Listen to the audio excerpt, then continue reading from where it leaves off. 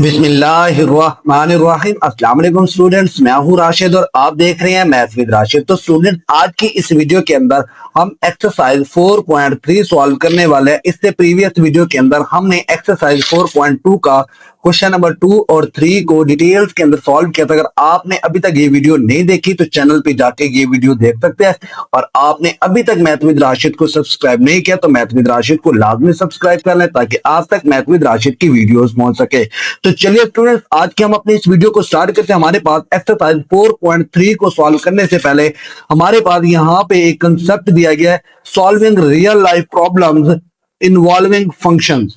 अब हमने क्या करना है, जो रियल लाइफ प्रॉब्लम्स होते हैं फंक्शन की मदद से हमने उनको सॉल्व करना है। सबसे पहले यहाँ पे देखिए, हमारे पास लिखा हुआ है functions are widely used to model and solve real life problems in areas such as finance, transportation and sales. अब वो कह रहे हैं फंक्शन का इस्तेमाल बहुत से रियल लाइफ के मसाइल के मॉडल को सॉल्व करने के लिए क्या किया जाता है, इस्तेमाल किया जाता है। जैसे कि इन फाइनेंस के अंदर, या देखिए फाइनेंस में, ट्रांसपोर्टेशन में एंड सेल्स में, इन तीन मॉडल्स की बात कर रहा है। इन तीन चीजों के अंदर रियल लाइफ के अंदर हम क्या करते हैं, फंक्शंस को सॉल्व करते हैं रियल लाइफ की एग्जांपल्स के तौर पर। अब सबसे पहले देखो in finance.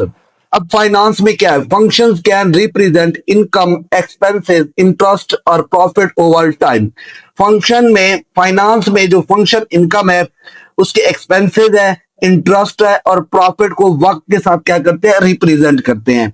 In transportation functions can describe the relation between distance, speed and time, helping to calculate travel times और फ्यूल कंजप्शन। अब वो कह रहे हैं ट्रांसपोर्टेशन में फंक्शन डिस्टेंस, स्पीड और टाइम के दरमियान रिलेशंस को बताता है। क्या बताता है, डिस्टेंस, स्पीड और टाइम के दरमियान रिलेशंस को बताते हैं, जिससे ट्रेवल टाइम्स या फ्यूल कंजप्शन कैलकुलेट की जाती है। इसी तरह यहाँ पे नेक्स्ट बात कर रहा है हमारे पास, इन सेल्स में functions are used to model revenue, cost and profit based on the number of items sold. अब वो कह रहे हैं सेल्स में फंक्शंस एटम्स की तादाद के मुताबिक रेवेन्यू, कॉस्ट और प्रॉफिट को मॉडल करते हैं। अब देखिए, solve these problem involves identifying the relevant variables, express their relation as a function और equation and using algebraic method to find unknown values, make decision और प्रिडिक्ट आउटकम्स। अब वो कह रहा है इन मसाइल को सॉल्व करने के लिए पहले रेलिवेंट वेरिएबल्स, यानी पहले रेलिवेंट वेरिएबल्स को हम निकालते हैं, उसको ढूंढते हैं या पहचानते हैं, फिर उनके दरमियान रिलेशन को क्या करते हैं, उनके दरमियान रिलेशन को, फंक्शंस को हम क्या करते हैं, इक्वेशन की शक्ल में लिखा जाता है। इसके बाद अलजेब्रिक मेथड लगाते हैं कि हमारे पास जो अननोन वैल्यू है हम उसको निकाल सकें। तो इस तरह इसे कहते हैं solving real life problem involving function. अब सिंपल सी बात बताऊं, फंक्शन एक फार्मूला होता है जो दो चीजों के दरमियान रिलेशन बताता है। फंक्शन क्या होता है स्टूडेंट्स, एक फार्मूला होता है जो दो चीजों के दरमियान हमें क्या बताता है, रिलेशन बताता है, और उसी फार्मूले की मदद से हम रियल लाइफ के क्वेश्चन सॉल्व करते हैं। अब जैसे फाइनेंस की बात की, फाइनेंस के अंदर हम क्या कर सकते हैं, अगर तुम हर महीने 50,000 बचाते हो तो 3 मंथ बाद आपका कितनी सेविंग होगी, हमने वो बताना है। ये फाइनेंस है। उसी के साथ ट्रांसपोर्टेशन है, यानी ट्रांसपोर्टेशन हमने क्या कहा था, time is equal to distance over speed. हम इसकी मदद से क्या करते हैं, ट्रांसपोर्टेशन फाइंड करते हैं, उसके बाद सेल्स बताते हैं। तो इसी की मदद से हमने क्या करने हैं, अपने क्वेश्चंस को सॉल्व करने हैं। अब हम अपनी एक्सरसाइज 4.3 की तरफ चलते हैं। हमारे पास क्वेश्चन 1 है, a function। अब ये हमें मॉडल दिया गया है, b into t is equal to 5,000 plus 200t represent the total balance in rupees after t month, what will be the balance after 6 month। अब हमने क्या करना है, 6 मंथ का हमने बैलेंस बताना है। वो कह रहा है एक फंक्शन है ये वाला, अब t महीनों के बाद अकाउंट के टोटल बैलेंस बताता है, जो टी हमें बताया गया ना। अब वो कह रहा है अगर 6 महीने गुजर जाए तो अकाउंट का बैलेंस कितना होगा। अब हमने क्या करना है, अकाउंट का बैलेंस आफ्टर 6 मंथ बताना है। अब इस क्वेश्चन को मैंने यहाँ पे लिखा हुआ है, ये मेरे पास क्वेश्चन है स्टूडेंट्स। इस क्वेश्चन के अंदर हमें ये मॉडल दिया गया है, उसके साथ बैलेंस आफ्टर 6 मंथ हमें यहाँ पे गिवन है। अब हमने क्या करना है स्टूडेंट्स, यहाँ पे हमने करना है इसी जो ये टी है, हमने इस फंक्शन के अंदर जस्ट पुट कर देना है। अब मेरे पास पुट, इसको मैं नाम देता हूं इक्वेशन 1 का, t is equal to 6 in equation 1।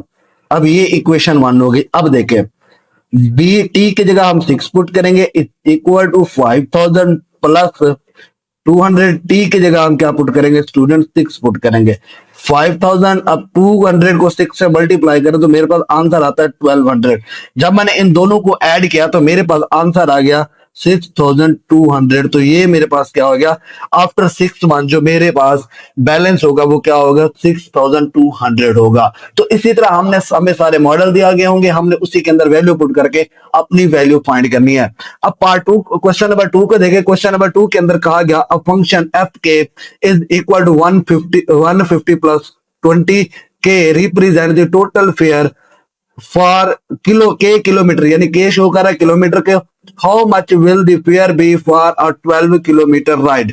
अब वो यहाँ पे कह रहा है, एक फंक्शन ये दिया गया है, उसके के किलोमीटर का टोटल किराया हमने बताना है अगर सफर क्या हो 12 किलोमीटर हो। कितना हो, 12 किलोमीटर हो। अब सिंपल क्या करना है, हमने इसी फंक्शन के अंदर हमने अपनी के यानी किलोमीटर की वैल्यू पुट कर देनी है। वो मेरे पास क्या है, पुट के इज इक्वल टू 12, इसको नाम देते हैं इक्वेशन 1 का, इन इक्वेशन 1। अब स्टूडेंट्स के की जगह हमने क्या पुट करना है, 12 पुट करना है। ये मेरे पास क्या हो जाएगा 150 प्लस 20, के की जगह मेरे पास क्या हो जाएगा 12 हो जाएगा। 150 प्लस, अब 20 को 12 से मल्टीप्लाई करें तो मेरे पास आंसर आता है स्टूडेंट 240। जब मैंने इन दोनों को ऐड किया तो मेरे पास जो आंसर बनी 12 किलोमीटर की किराए की वो बनी 390। अब हमने यहाँ पे F12 की वैल्यू निकाल के दे दी, वो मेरे पास कितनी है स्टूडेंट 390 आ गई। अब इसी तरह हम क्वेश्चन नंबर 3 करते हैं स्टूडेंट्स। मेरे पास यहाँ पे क्वेश्चन नंबर 3 गिवन है। क्वेश्चन नंबर 3 मेरे पास यहाँ पे दिया गया, the cost of manufacturing fancy sofa set would be fix charge RS 5500 which is the model. अब हमें मॉडल ये दिया गया है, we are n is the number of sofa set. अब n क्या है, नंबर ऑफ सोफा सेट है। Find the cost of 50 sofa set. अब हमने क्या करना है, 50 सोफा सेट की वैल्यू फाइंड करके देनी है। अब सिंपल हमने क्या करना है, इसी n की जगह हमने पुट कर देना है 50। अब देखिए पुट, यहां पे देखिए students, put n is equal to 50, क्योंकि n जो है नंबर ऑफ सोफा सेट की तादाद बता रहा था। इसको मैं नाम देता हूं इक्वेशन 1 का, पुट इन इक्वेशन 1। अब f यहां पे हम क्या पुट करेंगे, 50 इज इक्वल टू 5500, n की जगह हम क्या पुट कर देंगे स्टूडेंट्स 50। अब जब मैंने इनको मल्टीप्लाई किया, मल्टीप्लाई करने के बाद मेरे पास आंसर आया 27 एंड 5000। क्या आ गया स्टूडेंट, 27 एंड 5000। ये मेरे पास 50 सोफा सेट की वैल्यू आ गई। तो ये मेरे पास क्या आ रहा, F50 यानी 50 सोफा सेट की वैल्यू रही। तो यहाँ पे हमारा क्वेश्चन नंबर 3 कंप्लीट होता है। अब हम अपना क्वेश्चन नंबर 4 करते हैं जी। तो स्टूडेंट यहाँ पे मेरे पास स्टेटमेंट दी गई है क्वेश्चन नंबर 4 की। अब फंक्शन दिया गया है मेरे पास, TD is equal to D/60, represent the time. अब हमने क्या करना है, represent the time T in hours to travel a distance D kilometre, how long will it take to travel 180 kilometre. अब वो कह रहा है, ये फंक्शन दिया गया TD is equal to D/60। ये बताता है कि D क्या है, किलोमीटर के सफर तय करने में T घंटे लगते हैं, यानी T हमारे पास क्या है, हावर दिए गए हैं। कितने घंटे लगते हैं, अगर डिस्टेंस 180 किलोमीटर तो सफर मुकम्मल करने में कितना वक्त लगता है, हमने वो बताना है। अब सिंपल है, हमारे पास जो ये हमारे पास ट्रेवल दिया गया है D, हमने यहाँ से T फाइंड कर लेना। ये हमारे पास क्या है, D गिवन है स्टूडेंट्स। तो यहाँ पे मैं लिखूंगा D इज इक्वल टू, इसको मैं नाम देता हूं इक्वेशन नंबर 1 का। उसके बाद हमारे पास जो D है वो मेरे पास कितना 180 किलोमीटर है। मैं इसको क्या करता हूं, put in equation 1, put in equation 1। अब देखिए स्टूडेंट्स, अब D की जगह हम क्या पुट करेंगे 180, ऊपर भी हम क्या पुट करेंगे 180 डिवाइडेड बाई 60। जब मैंने इसको डिवाइड किया तो मेरे पास आंसर क्या आ गया स्टूडेंट 3 आवर्स। क्या आ गया, हावर्स बताने थे वो हमने बता दिया। अब ये मेरे पास कितने आवर्स में सफर मुकम्मल करेगा, 3 आवर्स के अंदर। तो इस तरह ये मेरे पास क्या आ गया स्टूडेंट, आंसर आ गया। तो इस तरह यहाँ पे हमारा क्वेश्चन नंबर 4 कंप्लीट होता है। अब हम क्वेश्चन नंबर 5 देखते हैं जी। तो स्टूडेंट यहाँ पे मेरे पास क्वेश्चन नंबर 5 गिवन है, a company charge RS 100 rupees. अब एक कंपनी है वो चार्ज कर रही है RS 100 rupees for an encoding work. In addition the company charge RS 5 per page of printed output the model of a function. अब ये हमें मॉडल दिया गया, we are x represent the number of pages printed out, how much will company charge for 55 pages encoding and printing work. अब वो कह रहा है एक कंपनी इन कोडिंग का काम करने के लिए RS 100 पर फिक्स्ड लेती है। क्या करती है, ये फिक्स्ड लेती थी 100 रुपीज मेरे पास। इनकोडिंग यानी चार्जेस थे वो मेरे पास क्या थे, फिक्स थे। इसके अलावा हर प्रिंटेड पेज का RS 5 रुपए चार्ज करती है। वो क्या करते थे, हर पेज का जब हम प्रिंट निकालते थे 5 रुपए चार्ज करते थे। अब वो कह रहे ये हमें फंक्शन दिया गया f ऑफ x, ये हमें मॉडल है वो दिया गया, जहां x प्रिंटेड पेजेस की तादाद है, अगर 55 पेजेस की इनकोडिंग और प्रिंटिंग करनी हो तो कंपनी टोटल कितने पैसे चार्ज करेगी।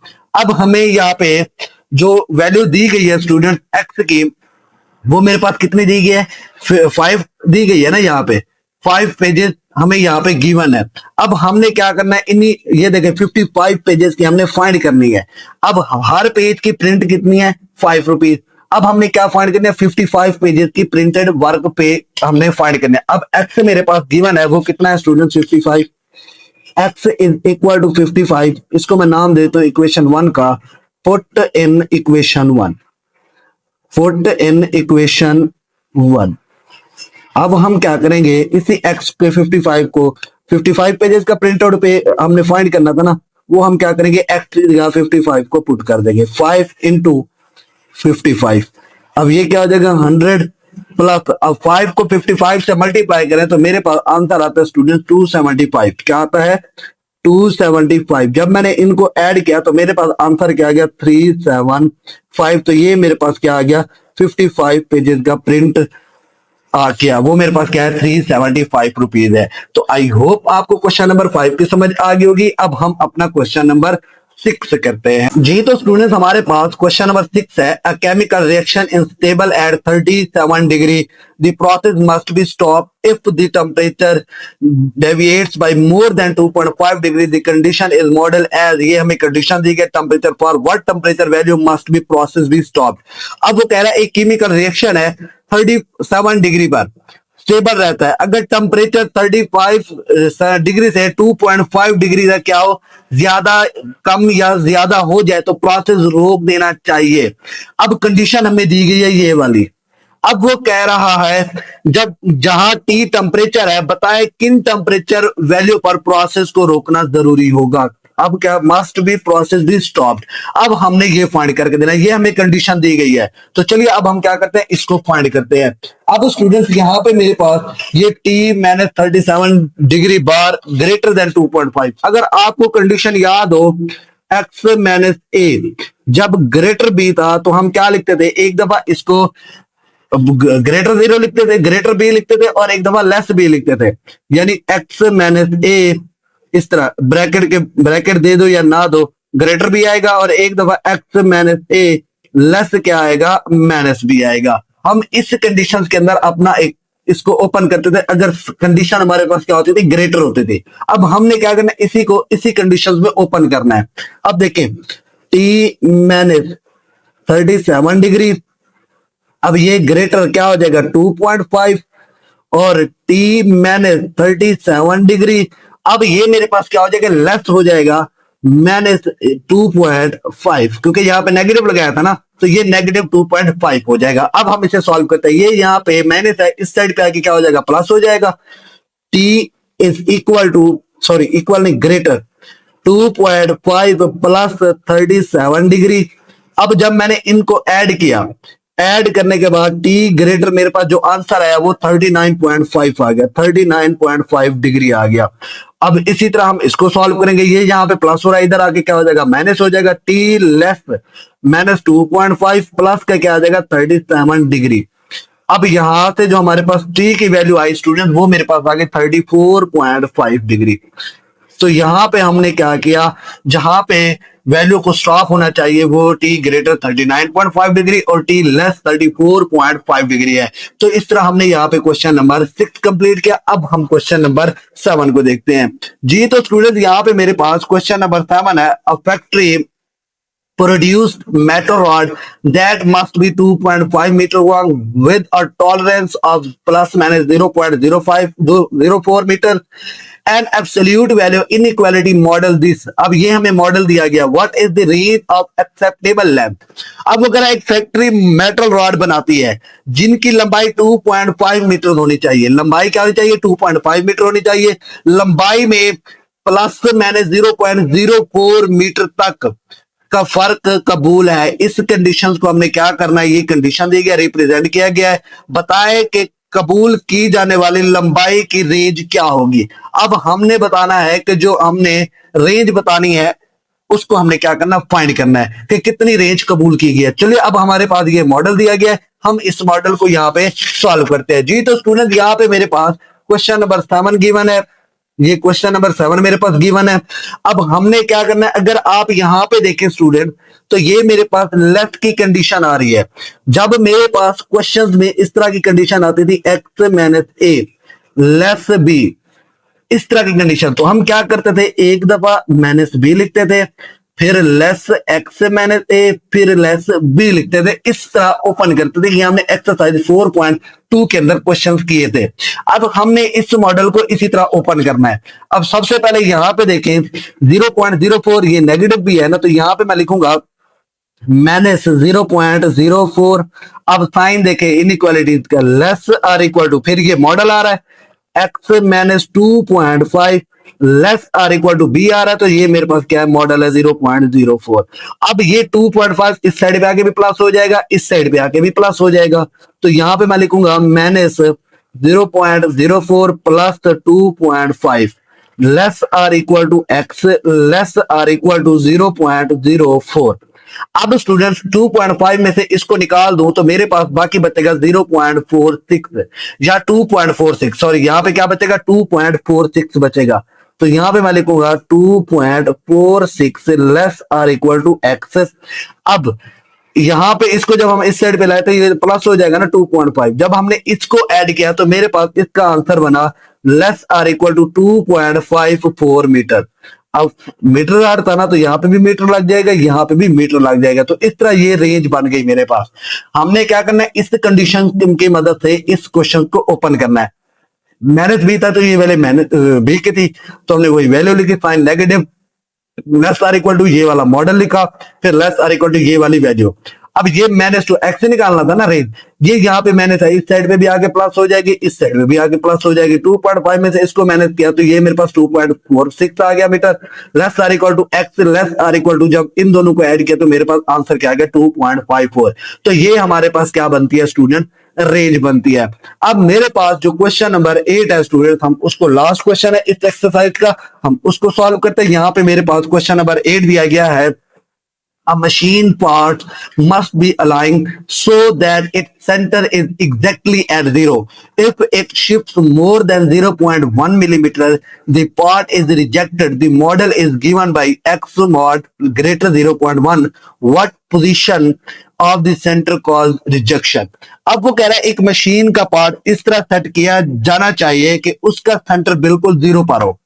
क्या कहा, सेंटर बिल्कुल उसके जीरो पर होना चाहिए। अगर सेंटर 0 से 0.1 मिलीमीटर से ज्यादा इधर या उधर हो जाए तो पार्ट रिजेक्ट कर दिया जाएगा। अब कंडीशन हमें ये दी गई है, अब हमने क्या बताना है, उसी जो बताए सेंटर की कौन सी पोजीशन पर पार्ट रिजेक्ट हो जाएगा। अब हमने वो फाइंड करके बताना है। बहुत ही सिंपल क्वेश्चन है, इसके अंदर हमें जो कंडीशन दी गई है हमने उसको क्या करना है, सॉल्व करके देना है। अब यहाँ पे देखिए ये मेरे पास कंडीशन है स्टूडेंट, x ग्रेटर 0.1। अब हमने इस तरह के क्वेश्चन पीछे भी किया था। अगर ग्रेटर है तो हम क्या करते थे, एक दफा ग्रेटर में लिखते थे और एक दफा लेस में लिखते थे। कैसे, x माइनस ए। अगर ग्रेटर बी है तो हम क्या करते थे, x माइनस ए ग्रेटर बी, x माइनस ए लेस माइनस बी करते थे। अब इसी क्वेश्चन को हमने उसी तरह करना है। अब ये देखिए x ग्रेटर हो जाएगा किससे, 0.1 से, तो ये 0.1 से। अब x लेस हो जाएगा -0.1 से। ये दो कंडीशन अपने ओपन करनी थी। अब 7 मिलीमीटर है तो हम यहाँ पे क्या लगा देंगे, मिलीमीटर लगा देंगे। तो इस तरह यहाँ पे हमारा क्वेश्चन नंबर 8 कंप्लीट होता है और यहाँ पे हमारी एक्सरसाइज 4.3 भी कंप्लीट होती है। अगर आज की वीडियो हेल्पफुल लगी हो तो वीडियो को लाइक करें, शेयर करें और चैनल को लाजमी सब्सक्राइब करें। अल्लाह हाफिज स्टूडेंट्स, मिलते हैं नेक्स्ट वीडियो में।